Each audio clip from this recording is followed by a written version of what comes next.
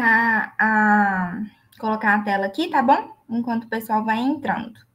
E aí, a partir do momento que eu tiver colocando minha tela, eu não consigo ver se tiver alguma dúvida, alguma coisa.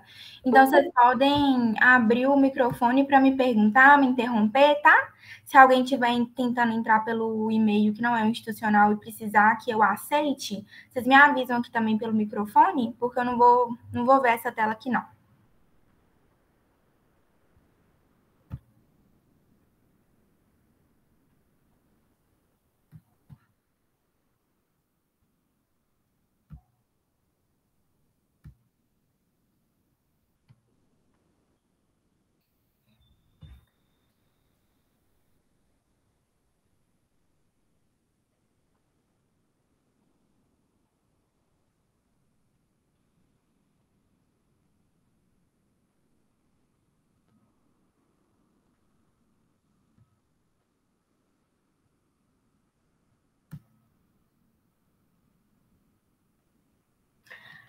Alguém pode tirar um print da tela para mim, por favor? Tipo no meio da monitoria, porque tem que pegar o slide.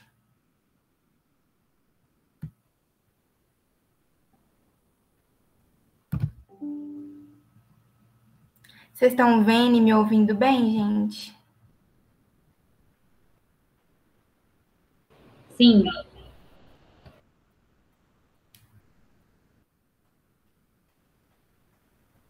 Então tá.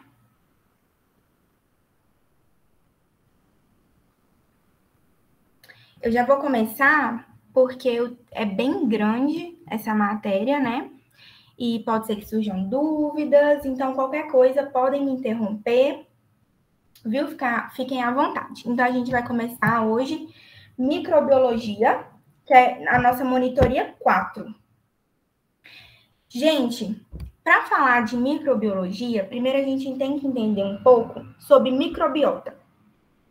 Todos os seres humanos, eles têm uma microbiota normal, que é uma população de micro-organismos que está no nosso corpo mesmo. Então, após o nascimento, o contato que a gente tem com a mãe, com as outras pessoas, vai propiciando com que essa microbiota vai sendo repassada, primeiramente da mãe, e depois dos outros familiares, e assim que a criança vai tendo os contatos com as pessoas. E aí a gente tem a microbiota de vários locais. Por exemplo, aqui eu coloquei a microbiota intestinal.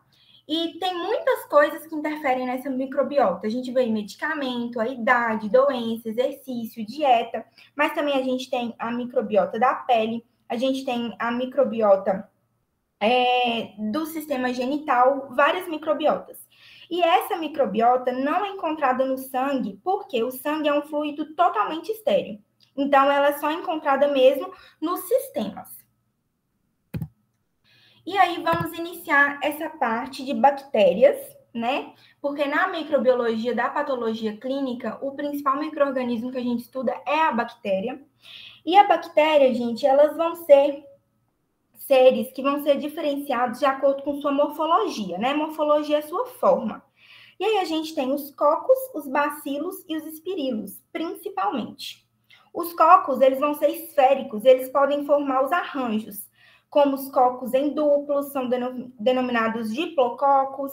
A gente tem os streptococos, que é quando eles são em cadeia. A gente tem os estafilococos, que é em cachos. Então, a gente tem várias formas. Essas aqui são as formas base, e daqui a gente vai fazendo diversos arranjos, que é aqui. Os arranjos podem ser feitos estáfilo, strepto, diplo, esporos bacterianos, bactéria flagelada, vibrações, entre outros. E aí, vendo essa parte principal de bactéria, que são as formas, a gente vai ver alguns exames. Porque, gente, eu não vou ficar aqui falando para vocês tudo de bactéria. Por quê? Primeiro que vocês estão na semana da prova, eu tenho que ser mais direta e falar o que realmente vocês vão precisar saber para a prova e para a vida mesmo. Se eu falar muita informação aqui, quando chegar em antibiótico, ninguém vai estar funcionando mais. Então, vamos ser diretos. O que a gente precisa saber de exame? Primeiro, a gente tem que saber algumas regras gerais para pegar a amostra. Essas regras gerais provavelmente foram faladas nas aulas práticas. Então, a gente tem que ter certeza que a quantidade da amostra está adequada, que a amostra ela está sendo representativa de um processo infeccioso, porque também não adianta nada você pegar uma amostra de um lugar que não tem infecção. Tem que ter certeza se a utilização de instrumentos está sendo esterilizado, está sendo feito com asepsia. Tem que ter certeza se a coleta não for feita imediatamente, se não for encaminhada ao laboratório, qual o meio de transporte, quando isso vai acontecer, e se as amostras têm uma quantidade significativa mesmo, porque se for muito pequena essa amostra, pode ser que ela negative para os padrões microbianos. Então, vamos para o que interessa. Antibiograma. O antibiograma, gente, é um teste básico. Ele é um teste que vai oferecer como resultado um padrão de resistência ou de sensibilidade ou de suscetibilidade. Primeiro, você vai fazer a cultura. A cultura também é feita nessa plaquinha. Você vai ver lá, no meio de cultura que você colocou, qual bactéria está mais presente, ou qual bactéria é a bactéria presente. E aí, depois que você faz a cultura, você vem para o antibiograma, que é o que vai ser de fato importante, principalmente para a prova prática. Que na prova prática, ela coloca essas plaquinhas e te dá as medidas, e você tem que medir e ver qual que é resistente e qual que é suscetível. E aí, falando desse antibiograma, os resultados eles vão ser interpretados e aí você vai poder tomar decisão sobre o tratamento daquele paciente.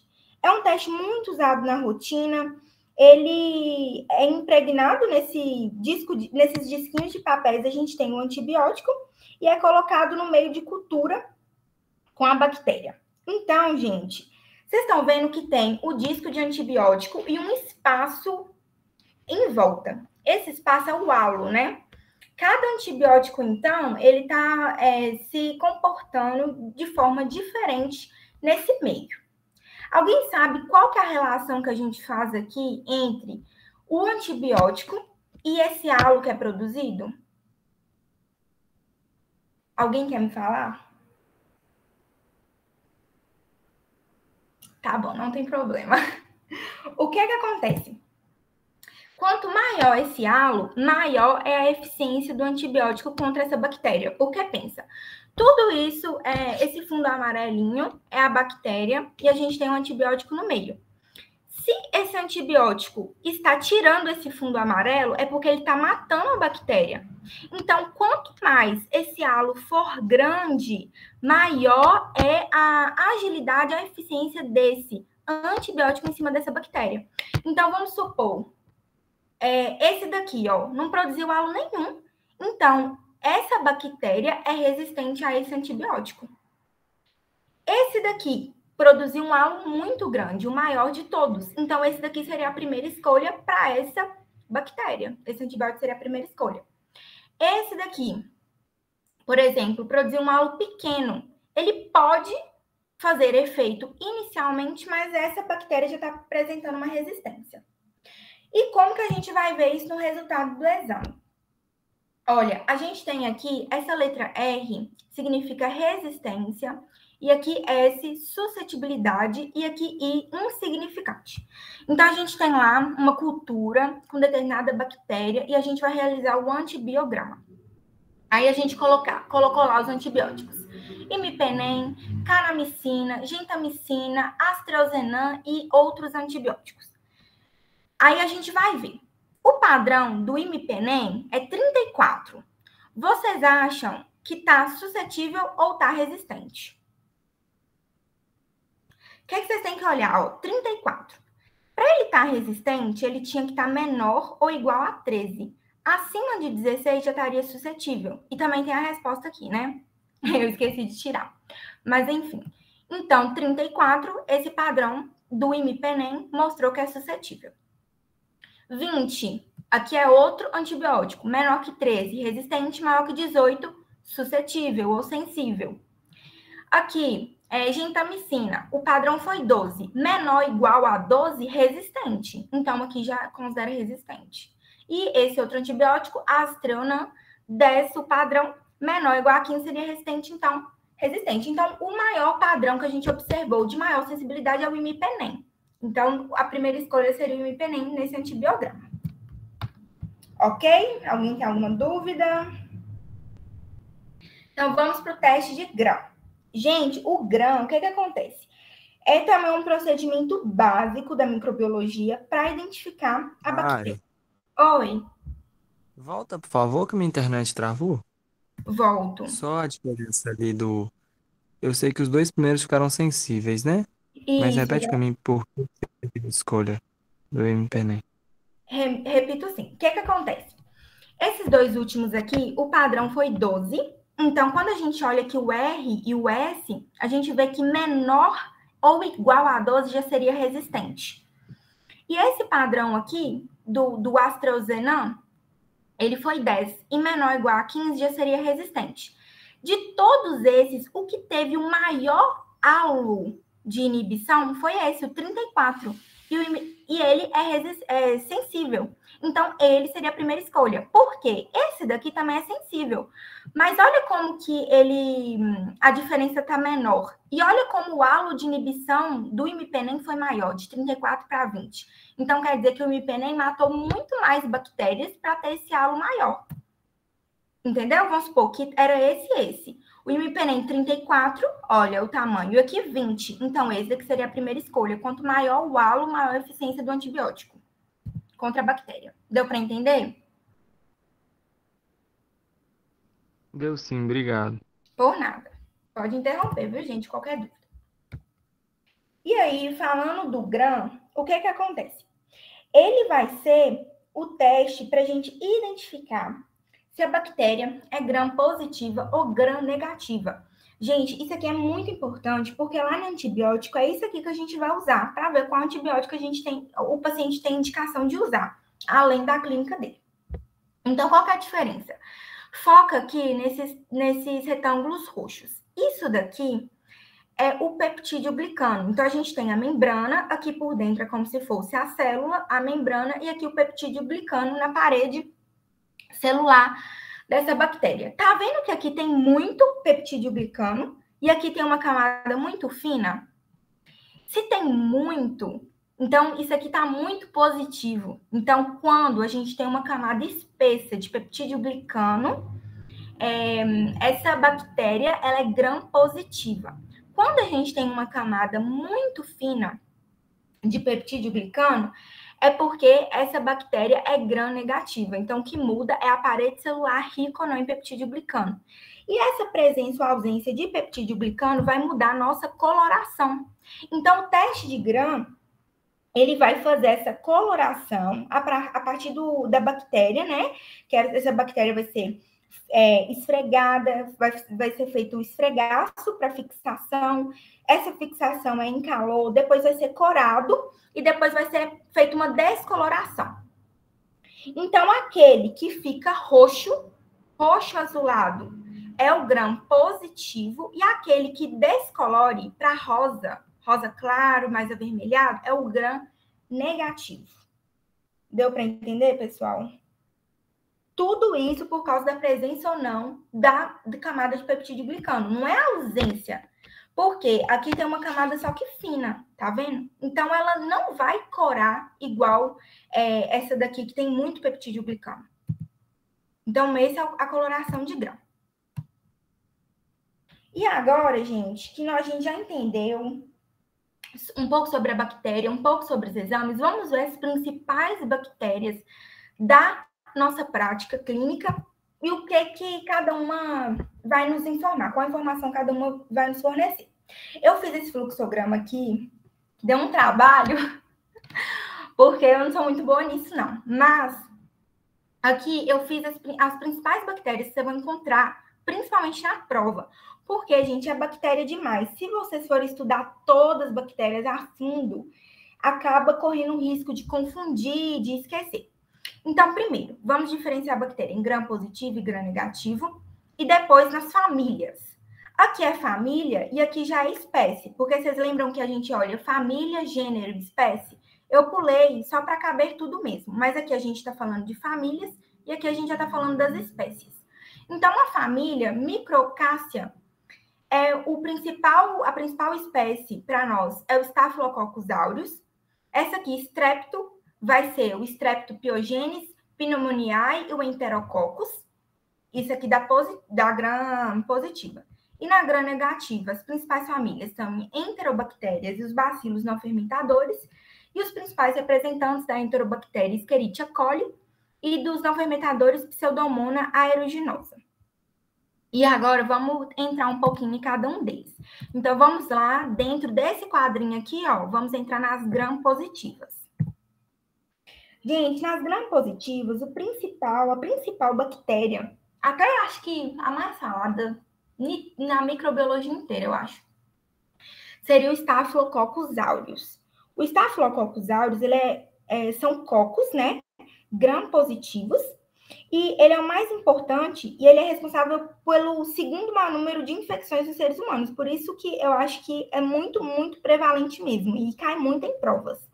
Ele fica no trato respiratório, tanto superior quanto inferior, e ele fica ali na microbiota, que eu expliquei para vocês. Em condições normais, ele não causa doença. E a sua patogenicidade vai estar muito relacionada com doenças de pele. Gente, lembra disso? Põe na cabeça.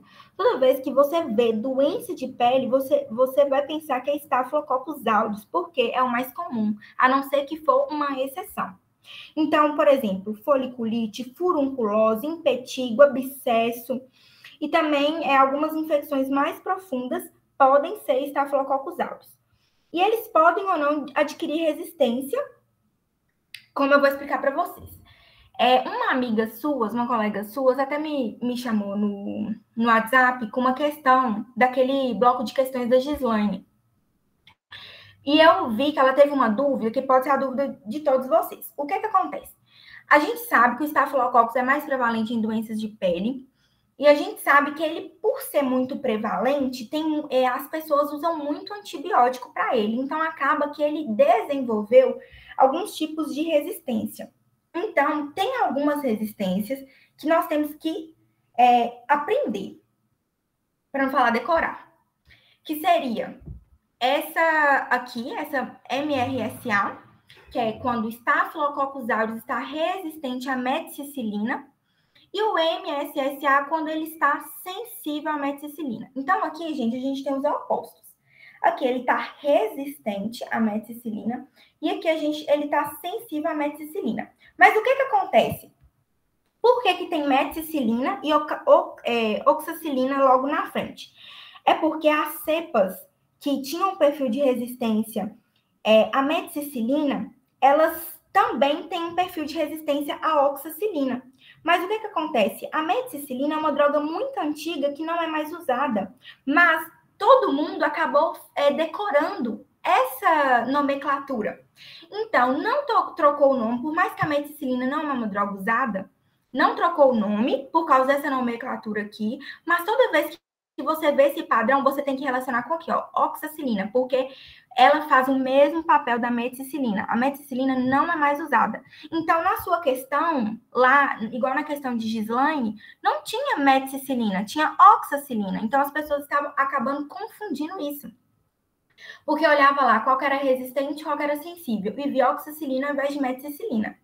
Vocês entenderam? Então, toda vez que vê o padrão MRSA de resistência ou o padrão MSSA de resistência, está falando da meticilina por causa da nomenclatura, mas a meticilina não é mais usada, usa hoje oxacilina. Então, vamos supor, o paciente, ele é MSSA, ou seja, ele é sensível à oxacilina. Qual que vai ser a droga de escolha? A oxacilina, porque ele é sensível. Se esse paciente, porventura, tiver alguma alergia, alguma contraindicação, você pode usar, por exemplo, uma cefalosporina, um beta-lactâmico, como uma droga alternativa. Se o padrão é MRSA, olha que o R de resistente.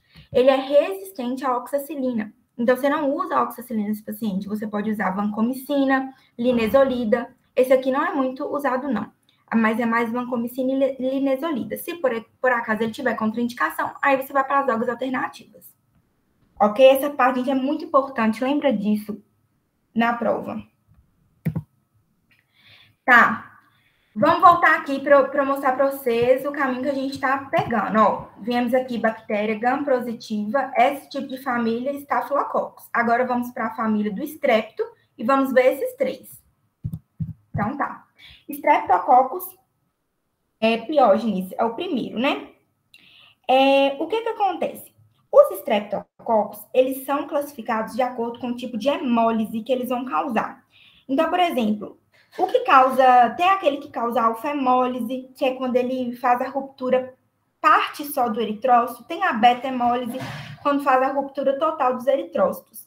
Então, é muito comum a gente ver assim, ó, Streptococcus beta-hemolítico, Streptococcus alfa-hemolítico. Vocês já viram isso em livro? Alguma coisa assim? Beta-hemolítico, alfa-hemolítico é por causa do tipo de hemólise que essa bactéria causa na hemácia, no eritrócito, tá?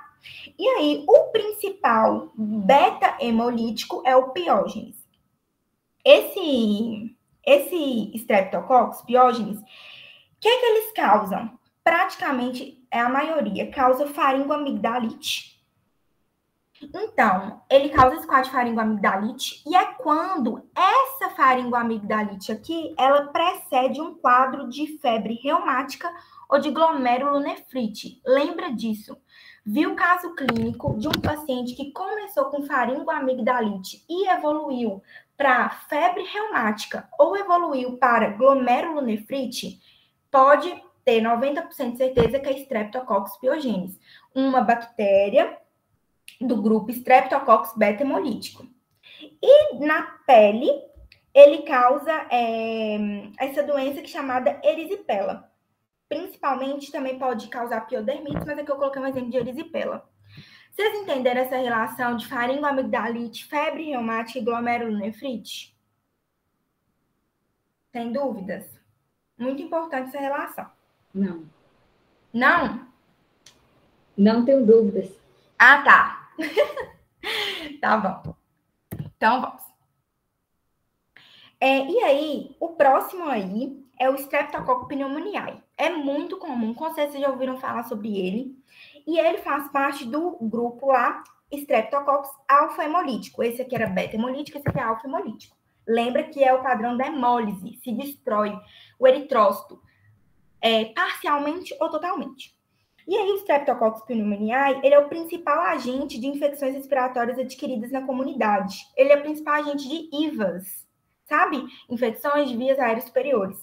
Então, ele causa muito otite, sinusite, pneumonia, lembra muito, causa meningite. Às vezes as pessoas confundem assim, meningite, o principal causador é meningococo. Não, aqui no Brasil, o principal causador é streptococo, que é o pneumococo. Isso aqui, muitas pessoas chamam de pneumococo, tá? Não é o meningococo na meningite, é o segundo causador que é o meningococo.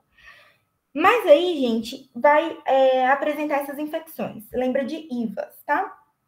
E aí, quais vão ser as opções de tratamento? Quando ele for penicilina sensível, você vai usar a penicilina G, por exemplo, pode ser a cristalina, pode ser a benzatina. Eu vou explicar para vocês, viu? Todos os antibióticos. Pode ser a amoxicilina, com ou sem clavulanato. Se for penicilina intermediária, lembra aqui naquele padrão, ó? Aqui, ó, gente, insignificante. Mas se ele estiver nesse padrão aqui, você pode usar, por exemplo, um intermediário, tá? E se for resistente, aí se for meningite, como eu expliquei para vocês, causa muito meningite, vancomicina, com ceftriaxona, e pode ou não associar rifampicina e outras infecções, só vancomicina. E as drogas alternativas aqui do lado, tá? Quando fala aqui, ó, droga alternativa fluocinolona, entende-se levofloxacino, principalmente, tá bom? Ó, esse quadro aqui é aquele paciente que iniciou com uma dor de ouvido e depois de uns dias evoluiu para meningite, tá bom? É esse o quadro do estrepto. Ou então uma pessoa que está com IVAS mesmo, uma IVAS que não tem tanta gravidade, uma IVAS corriqueira. Não precisa também ser sempre grave, associada a meningite não, tá? E o Enterococcus SSP, eu coloquei SSP porque tem vários tipos de enterococos, tá? E esse SSP engloba todas as espécies, lá naquela nomenclatura de taxonomia. Mas então, o SSP o Enterococcus é bactéria gram-positiva, normalmente está no intestino ou no trato genital feminino. Ele pode apresentar resistência à penicilina, como a oxacilina, e também ele pode apresentar resistência à vancomicina, que é chamado de padrão VRE. E ele é muito comum, tem dois tipos mais comuns, que é o Faecalis e o Faécio, mas o que eles mais causam é ito e prostatite, que é a inflamação da próstata. Esse Enterococcus, ele é mais conhecido, quando ele tem a resistência à vancomicina, ele é mais no ambiente hospitalar. E aí ele é muito resistente, pedindo, então, um antibiótico de amplo espectro. Ok? Agora, gram-negativo. Gram-negativo são poucos exemplos, mas vocês vão ver que são mais difíceis de cobrir com antibiótico. A gente tem as enterobactérias, o principal exemplo aí é a Pseudomonas. A enterobactéria é um bacilo fermentador de glicose e ele acaba crescendo em meios como planta, solo, água. No intestino do homem, ele faz parte da microbiota. Ele é um principal componente dessa flora intestinal, da microbiota intestinal. E ele causa principalmente de infecção intestinal, já que ele está lá na microbiota intestinal, então é muito mais fácil ocorrer um desequilíbrio. Ele pode causar também infecções de feridas e de trato urinário, pode causar abscesso, causar pneumonia, meningite, é mais difícil, mas pode causar infecções nosocomiais. O que é isso? Infecções nosocomiais. É aquela infecção que a pessoa adquiriu após entrar no hospital, mas ele ainda está internado. Então, vamos supor, você entrou no hospital hoje, você adquiriu essa infecção amanhã, você continua internado lá. Entendeu? Você ainda está internado quando você adquiriu, mas foi depois, você não trouxe essa infecção de fora. Isso aqui tem que saber porque você vai ver o espectro do antibiótico que você vai passar para esse paciente, porque não pode ser um espectro que tem muita resistência, por exemplo, na comunidade. Se ele tem resistência na comunidade, então o hospitalar, ele vai ter muito mais resistência, vai ser muito mais difícil de combater. E aí, gente, a gente tem também os bacilos não fermentadores, por exemplo, aqui a Pseudomonas, não fermenta lactose, não fermenta carboidrato. Ela só é patogênica quando ela fica em áreas que não tem defesas normais ativas. Então, aquela pessoa que está com o sistema imunológico muito debilitado. A bactéria ela fica aderida à mucosa, à pele. Ela não tem nenhuma característica na sua morfologia que vai diferenciar da enterobactéria. Inclusive, ela cresce no mesmo meio. Na mesma plaquinha que você colocar a enterobactéria, a Pseudomonas pode crescer também. Tá bom? E vamos para os temidos antibióticos. Tudo bem aí, galera? Não tá muito rápido, não? Qualquer coisa vocês me falam, viu? É muito ruim online, gente. Que eu não posso ver o rosto de vocês. Se tá sendo bom, se não tá. Tá ótimo. Tá ótimo, Mari. Então tá bom. Então vamos lá, para os antibióticos. Gente, antibiótico, primeira coisa, mecanismo de ação. Cada classe de antibiótico vai agir diferente na bactéria. Então aqui a gente tem a bactéria aí no meio. E aí a gente tem vários antibióticos e como eles vão agir. Então, por exemplo, ele pode agir inibindo a síntese dessa parede celular, ou seja, ele vai lá na bactéria, destrói essa parede. Se destrói, a bactéria não consegue fazer seu mecanismo certo. Então, aqui, ó, quem destrói essa barreira são beta-lactâmicos. Beta-lactâmicos é tudo isso aqui, ó, tá? Ele pode agir inibindo a síntese de proteínas, que são esses. Oh, meu Deus, peraí. Pode agir inibindo a síntese cromossômica, que vai ser de RNA, e pode ser também de DNA. Ele vai agir inibindo a síntese do folato, que são principalmente as sulfas, e pode também despolarizar essa membrana, tá? Então, são esses mecanismos. E aí, vamos classificar esse antibiótico. Vamos passo a passo para vocês conseguirem entender assim, um olhar amplo, porque às vezes a gente fica vendo amoxicilina, a gente não sabe qual a classificação, dentro de qual grupo que tá, qual que é a origem, qual que é o espectro, aí fica difícil, entendeu? Então, aqui, vamos passo a passo. Primeiro, a origem. Os antibióticos, eles podem ter origem natural, ou seja, ser mesmo de biologicamente natural, eles podem ser semissintéticos e eles podem ser sintéticos. Sobre sua ação, eles podem ser bactericidas ou bacteriostáticos. E sobre o seu espectro, ele pode ter pequeno espectro e amplo espectro. Qual a principal classificação aqui para nós? A ação, bactericida e bacteriostático. Qual que é a diferença, então, de um antibiótico que é bactericida ou bacteriostático? É sua ação. Então, o bactericida, ele tem a ação reversível. Ele vai lá e vai, por exemplo, destruir só a parede celular. Isso aqui pode ser reversível. Ele não mata, de fato, a bactéria. Ele dificulta o processo e pode acabar com a infecção por causa disso. Mas ele é reversível. E o bacteriostático, ele tem a ação irreversível. A ação dele é mais agressiva. Gente, então a gente tem bactericidas e bacteriostáticos. Bactericida, beta-lactâmico, aqui são as classes, tá? Glicopeptídeos, aminoglicosídeos e quinolonas. Então, vamos pegar esse quadrinho aqui e vamos aprofundar nele. Bactericidas. Dentro de beta-lactâmicos, eu não coloquei todos, viu, gente? Porque são muitos. E eu já vou discutir bastante com vocês.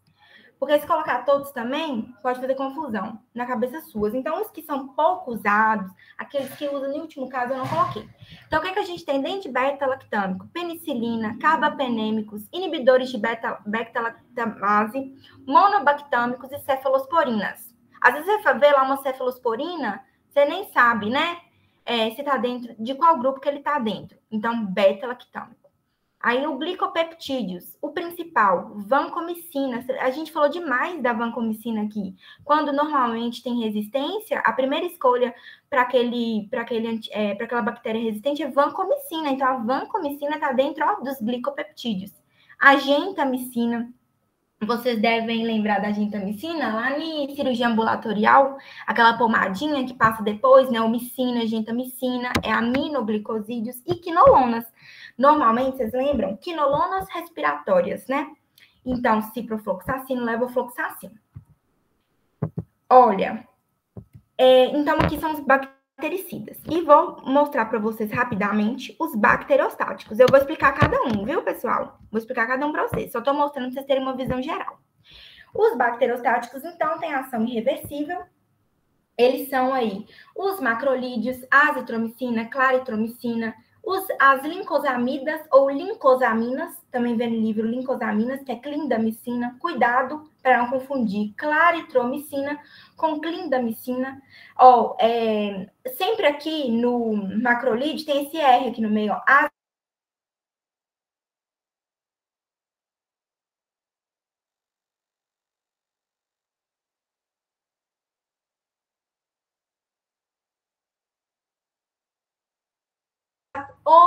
Oxazolidinonas, que é a linezolida, tá? Quadrinho vermelho, bactericida. Todos que tiver o título vermelho são bactericidas. Quadrinho verde, bacteriostático. Todos tiverem o título verde, é bacteriostático. Agora eu vou explicar cada um para vocês. Se vocês quiserem ir anotando as coisas a mais que eu vou falar, porque não dá para colocar tudo no slide. É só mesmo para direcionar. Vamos começar com a penicilina. A penicilina, então, está dentro do grupo dos beta-lactâmicos. As penicilinas principais, né? A gente tem a penicilina G, que é penicilina natural. Ela pode ser a cristalina, ela pode ser a procaína, pode ser a benzatina. Espectro de ação de penicilina. Gente, penicilina age em gram-positivas. Acho que alguém digitou alguma coisa no chat, só escutei o barulhinho.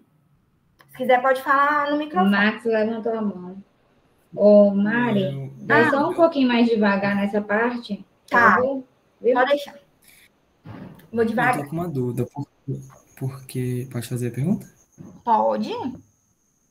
Porque na minha cabeça Hum, é bacteriostático e inibir o metabolismo bacteriano. hum, E bactericida causaria a lise dela.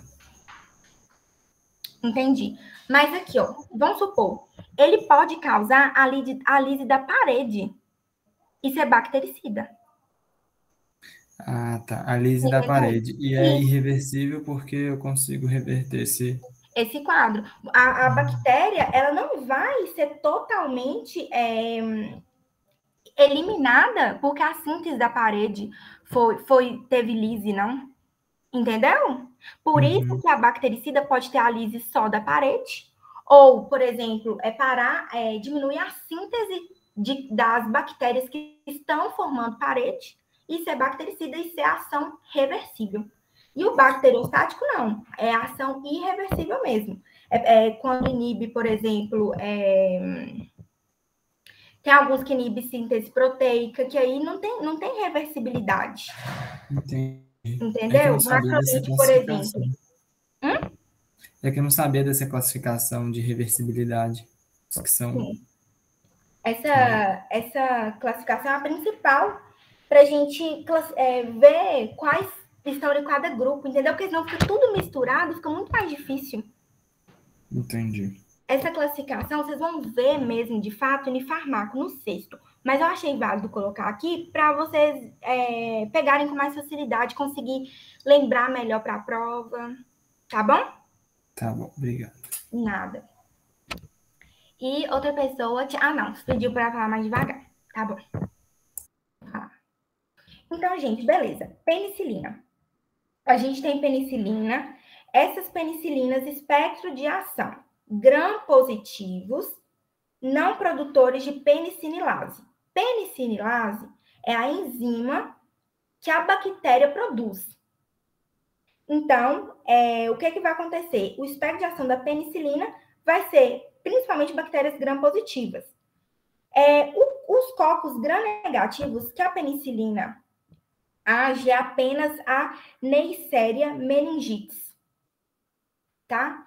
Isso é detalhe, mas eu vou falar para vocês porque pode ser útil para a prova. E também pega bactérias anaeróbias e algumas espiroquetas. Então tá, penicilina, gram-positiva, aqueles não produtores de penicilase, gram-negativo único, Neisseria meningitis, e o bactérias anaeróbias e espiroquetas. Então, a penicilina pega muita coisa. Por isso que as bactérias estão muito resistentes à penicilina. Entendeu? Essa droga existe há muito tempo, é muito amplamente usada, então desenvolveu-se uma resistência muito grande. Por isso que hoje em dia, às vezes, você não pode passar penicilina ali no primeiro caso. Então, por exemplo, aqui, ó, qual que é a penicilina resistente à penicilase? Principalmente, quem tem essa resistência, essa bactéria, Staphylococcus aureus. E qual que, então, você vai dar para esse paciente? Oxacilina. E dentro das penicilinas, a gente tem as aminopenicilinas, que seria a amoxicilina. Vou só terminar de falar dessa oxacilina aqui para vocês, vou entrar mais um pouquinho. Essa oxacilina, gente, é indicado para pessoas que têm suspeita de infecção por Staphylo aureus. Então, aquela pessoa que tem doença de pele, que tem celulite, que tem furunculose, tem piodermite, tá? Lembra disso? Oxacilina aqui pode ser indicada. E aí, dentro das aminopenicilinas, a gente tem a amoxicilina, que todo mundo conhece. A amoxicilina, ela tem o mesmo espectro de ação da ampicilina, que também está dentro desse grupo aqui. E ela é muito ativa contra salmonela, ela é muito ativa contra também Staphylococcus aureus. Tá bom? Ok. Penicilina, então, é Mari, isso. só uma dúvida. Essa enzima, a penicilinase, é um tipo daquela enzima beta-lactamase? Isso, exatamente. Ela É é um isso mesmo. tipo, né? É tipo a mesma coisa, é um subtipo, no caso. Isso seria um subtipo. Aí por isso que você tem também um subtipo de antibiótico específico para quando ela é resistente para ser resistente a isso. A essa enzima produzida pela bactéria, entendeu? Igual a gente tem aqui, ó, o inibidor da beta-lactamase. Aqui a gente tem a penicilina, que é resistente à penicilinase. Entendeu? Entendi. É uma enzima Sim. também, mesmo estilo. Entendi. E Obrigada. aí, por nada. E aí a gente tem, então, os inibidores de beta-lactamase, mais o beta-lactâmico, dentro dos beta-lactâmicos. Então, a gente vai ter, por exemplo, um beta-lactâmico como a amoxicilina associado a esse inibidor da beta-lactamase. Essa enzima vai ser produzida pela bactéria, então a gente tem que ir lá e inibir. Por isso que esse espectro é maior. Porque além de pegar as bactérias que o beta-lactâmico já combate, ela ainda pega essa especificidade. Por isso que a amoxicilina com clavalunato ou com ácido clavalulânico sempre vai ser maior espectro do que a amoxicilina sozinha. É muito comum essa combinação para infecções respiratórias altas, por exemplo, sinusite, otite, amigdalite. Vocês vão ver que tem uma classificação no otite, quando vocês entrarem mais em pediatria, que você vai, em algumas situações, usar só amoxicilina, algumas situações usar amoxicilina com clavalunato. Infecções da cavidade oral, também é muito comum passar essa associação.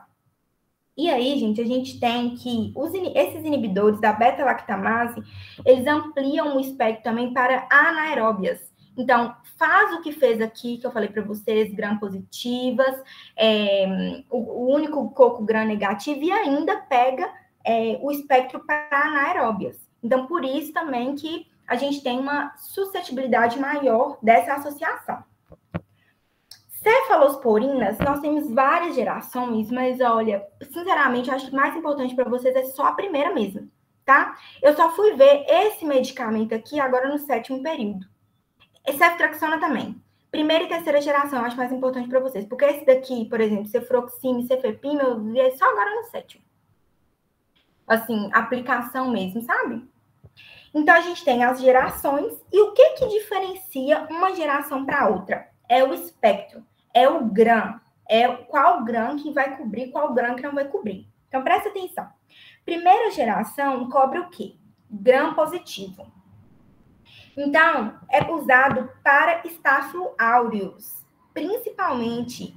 Sempre tiver doenças de pele, lembra de Staphylo aureus, lembra de cefalexina. É uma das primeiras opções. Porque a penicilina, ela também age no gram positivo. A oxacilina também age no Staphylococcus aureus. Mas essas daqui a gente viu que elas têm um pouco mais de resistência por causa do uso demasiado. Entendeu? A oxacilina você vai pegar quando tiver essa característica. E a cefalexina não, você já pode entrar como primeira escolha. Então, é para gram positivos principalmente. Cefalexina.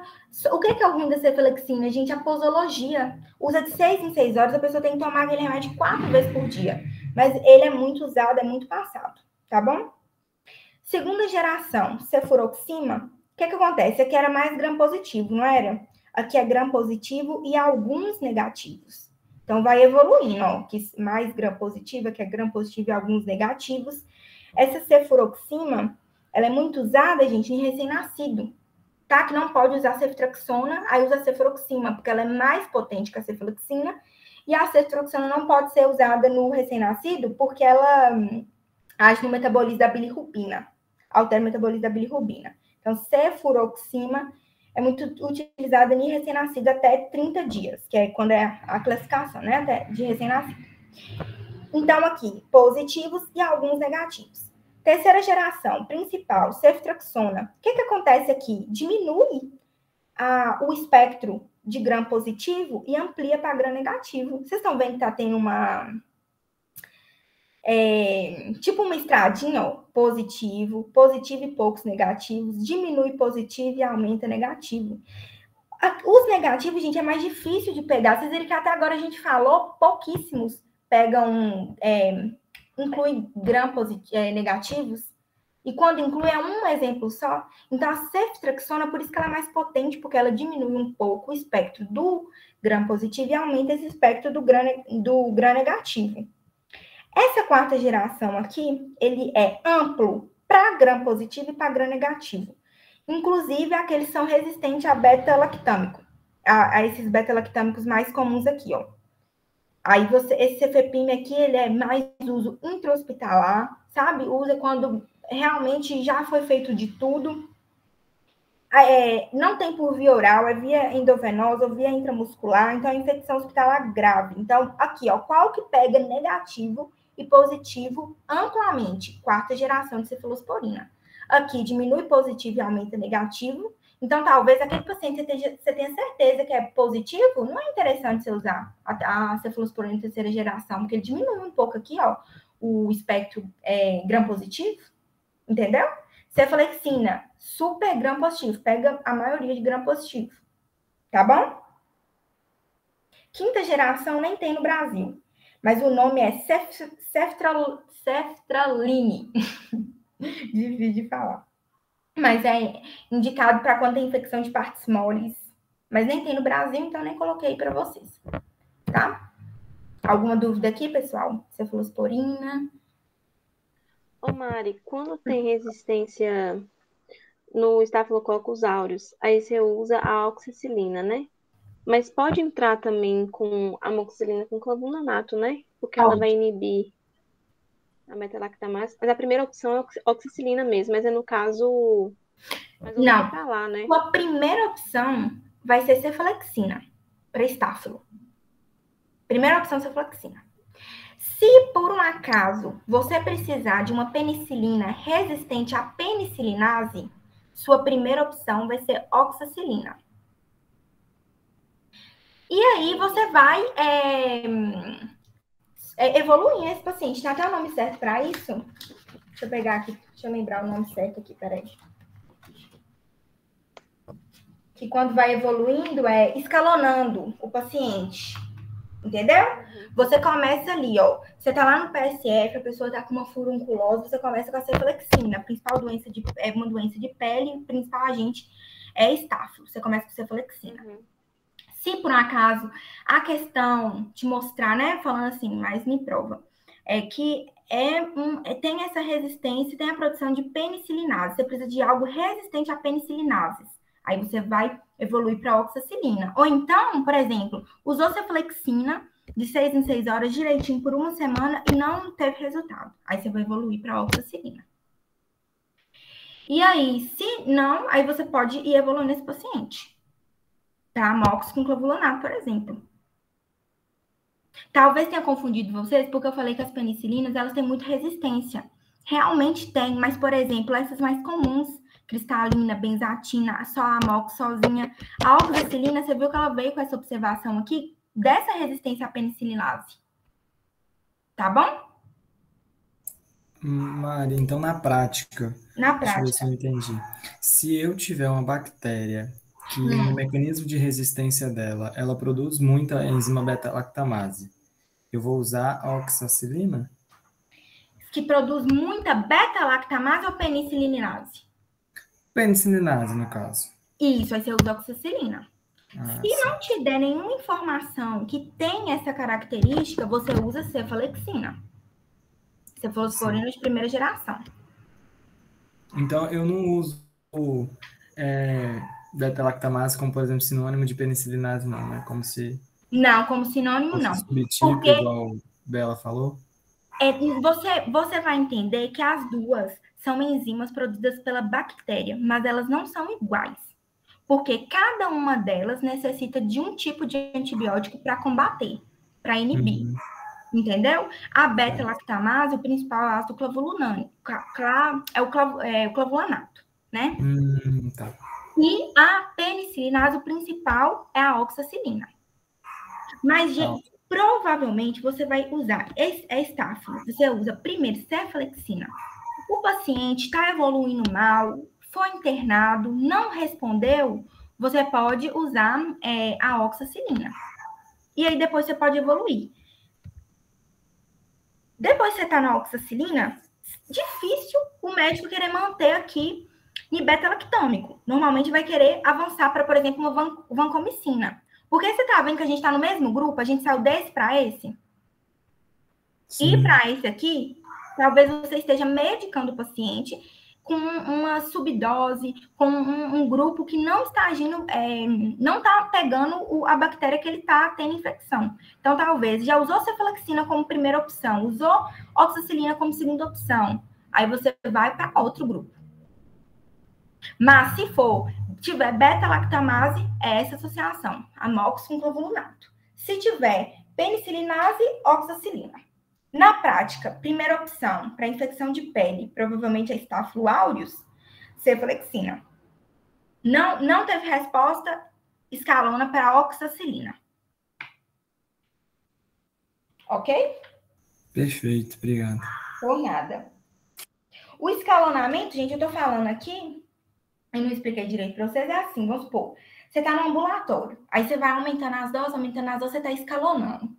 Aí foi para o hospital. Aí lá no hospital, você fez o antibiograma desse paciente e descobriu qual que é o melhor antibiótico para ele.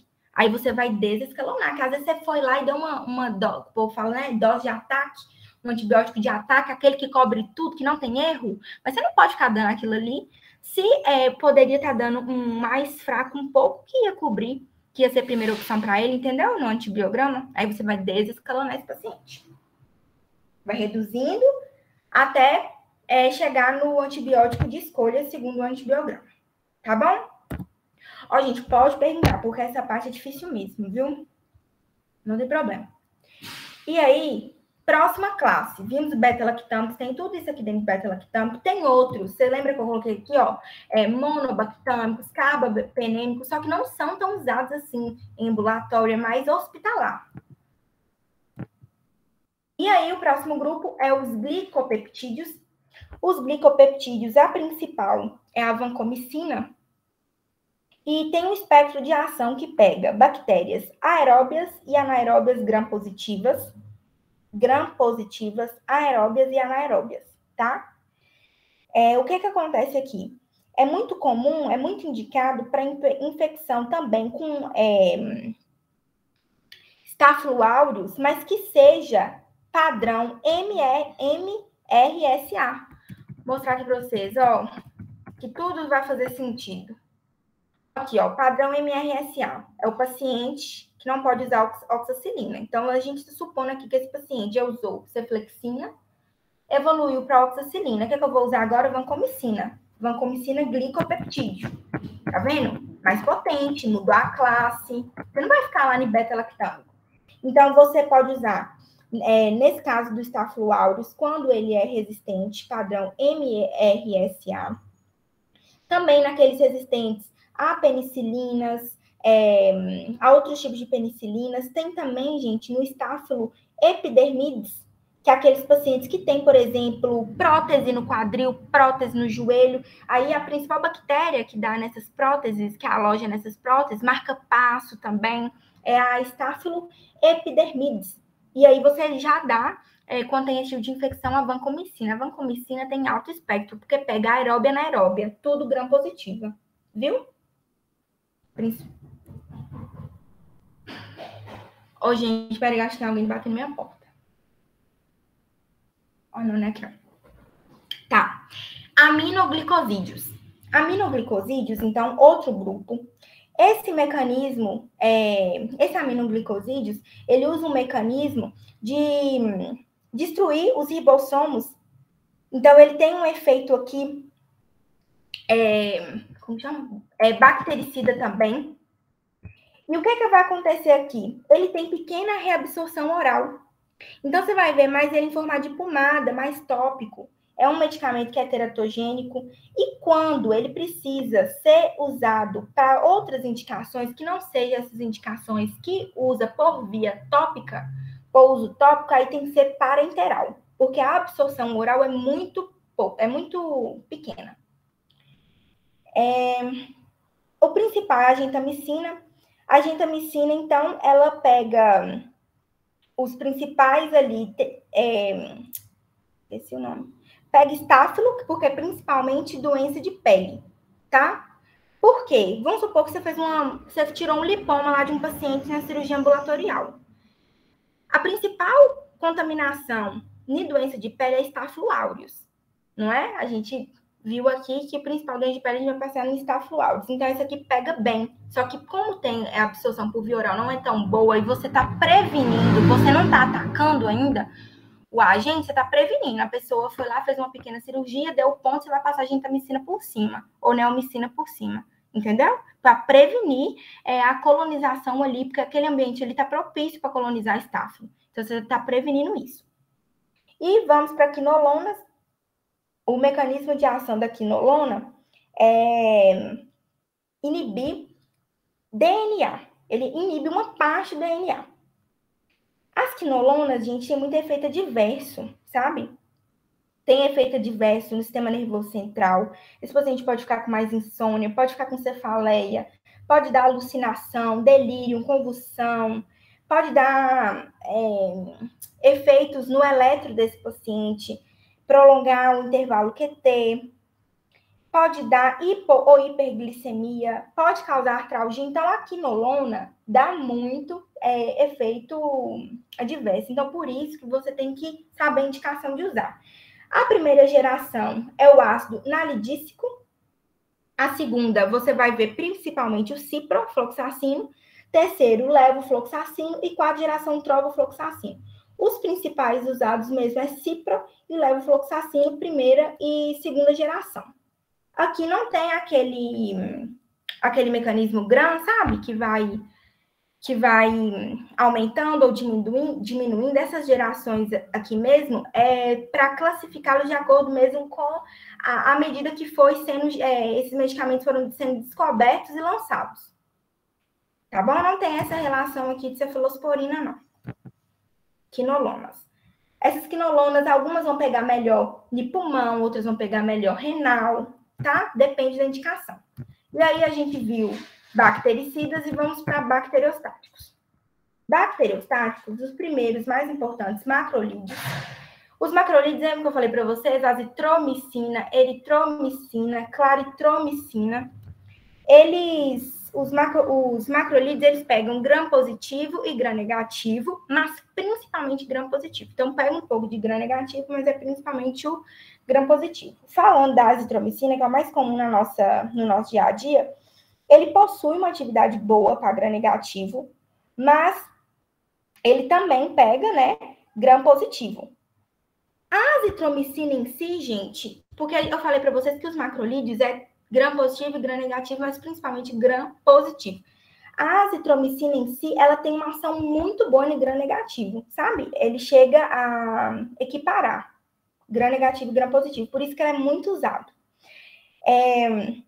É usado principalmente para aqueles bacilos que são naturalmente resistentes à ação da azitromicina. Então, lembra do Klebsiella, Proteus, Enterobacter, pode ser usado para pseudomonas, porque ele consegue agir, tá bom? A azitromicina. Pode ser usado para infecções respiratórias agudas, pode ser usado para cervicite, por exemplo, para paciente que tem sífilis, tá?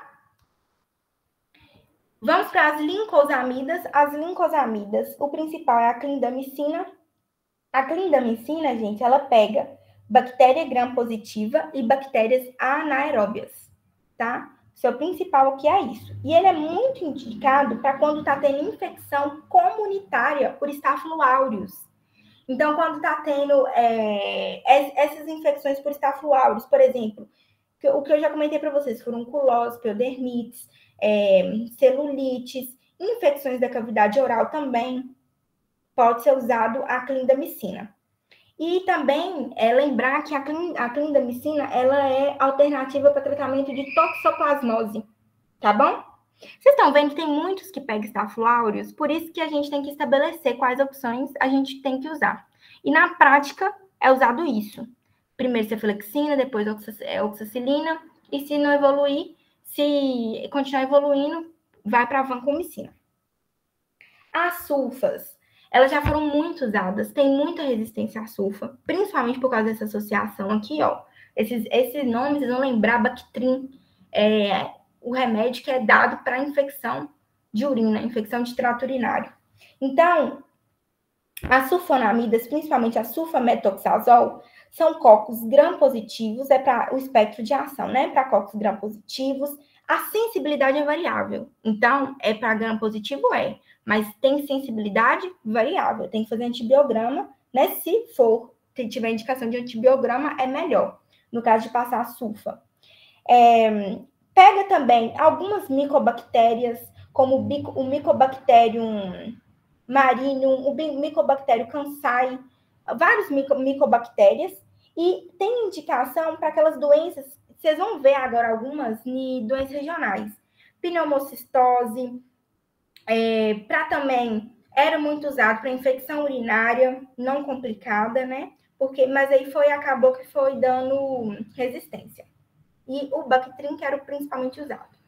As tetraciclinas, gente, elas têm indicação, o principal é a doxiciclina, né? E ela tem indicação para uma doença chamada brucelose. Brucelose, para granuloma também, na região inguinal. Para quem tem Helicobacter pylori, H. pylori, também é muito indicada. Para pacientes com leptospirose, pacientes com sífilis, pacientes com cólera, tetraciclinas são muito usadas, tá? Lembra disso. Não trata pseudomonas, as tetraciclinas não trata pseudomonas. Muito usada também para ISTs. Mas lembra dessas, ó. Leptospirose, sífilis e cólera, tá? Tetraciclinas. E oxazolidinonas, que é a linezolida. A linezolida, ela tem um espectro de ação muito bom para Staphylococcus aureus, mesmo aquele resistente à meticilina. Você vai ver que ela está lá nas drogas alternativas. E aí, ela também cobre Streptopneumoniae e aqueles enterococos que eu falei para vocês, o Faecium, o Faecalis, que dá prostatite, lembra? Ito também cobre a linezolida. E é usado também em hospitais, principalmente o seu uso, né? Para bactérias que têm essa resistência. Então, aquela bactéria, o Staphylo, tem resistência à meticilina, que é a que a gente entende como oxacilina, né? E a vancomicina. Aí você pode abrir mão da linezolida como droga alternativa. E aí, gente, alguma dúvida? Imagino que muitas. Mas deixa eu falar para vocês, quando vocês pegarem questão para fazer, igual eu vou colocar muita questão para a gente fazer quinta, vocês vão pegando o jeito, falando assim esse tanto, endói da cabeça da gente mesmo, porque é muita coisa para lembrar, muito detalhe. Mas eu coloquei 2 questõezinhas aqui, só para vocês verem mais ou menos como que vai aparecer. Mas quinta-feira eu vou pôr muitas questões para a gente resolver juntos, viu? Para vocês ficarem bem seguros para a prova. Ô, Mari. Oi. Na primeira, das tetraciclinas, na doxiciclina, qual foi a primeira que você falou? Que ela é boa? A doxi? A primeira é a doença? Sim. Ó, eu tinha falado da brucelose. Isso, brucelose. Brucelose, tem também granuloma de região inguinal. Brucelose, granuloma, leptospirose, sífilis e cólera. Obrigada, Mari. Por nada. Então tá, vamos fazer esse exercício. Vocês respondam, viu? Esses aqui vão acertar, ó. Cefalosporina oral de primeira geração, menor custo, usada no tratamento de infecções de pele e tecidos moles causados por micro-organismos sensíveis no paciente ambulatorial que deseja comodidade da via oral ou naqueles com hipersensibilidade tardia à penicilina. O que vocês acham? Tem uma informação aí no texto que já mata a questão.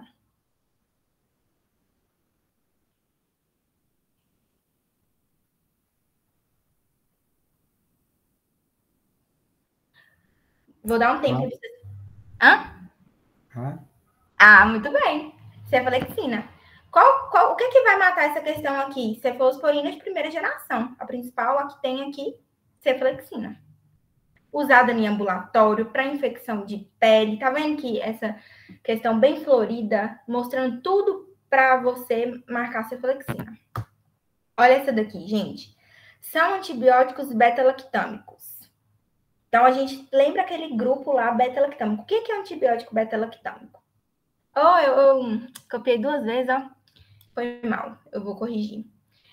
Mas aí entra penicilina, cefalosporina, carbapenemas, monobactâmicos, vancomicina e teicoplanin, bacitracina e cicloserina, eritromicina e tetraciclina, todas estão corretas. Quais vocês acham que só tem beta-lactâmico? Letra A. Letra A. Isso mesmo. Gente, lembra que agora no 5º período, vocês ainda nem tiveram farmaco.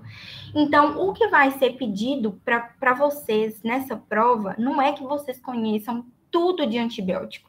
Vocês vão aprofundar mesmo no próximo período. Então, agora é uma noção geral mesmo, de classe, de grupo, subgrupo e mecanismo de ação de forma geral. Espectro, mas o espectro, assim, não precisa você decorar o espectro, qual que é a exceção do espectro, sabe? Vê ali qual que é melhor para gram negativo, qual que é melhor para gram positivo, qual usa mais na prática a primeira opção, tá bom? E é isso que eu tinha hoje para explicar para vocês de microbiologia. Alguém tirou o print para mim, por favor? Senão eu tirei, Mari. Obrigada. Durante 2 momentos. Eu te mando. Muito obrigada.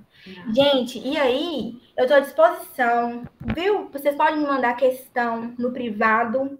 Até só uma pessoa me mandou. Mari, eu tenho uma dúvida aqui. Pode falar. É porque eu perdi o inicinho por conta da internet.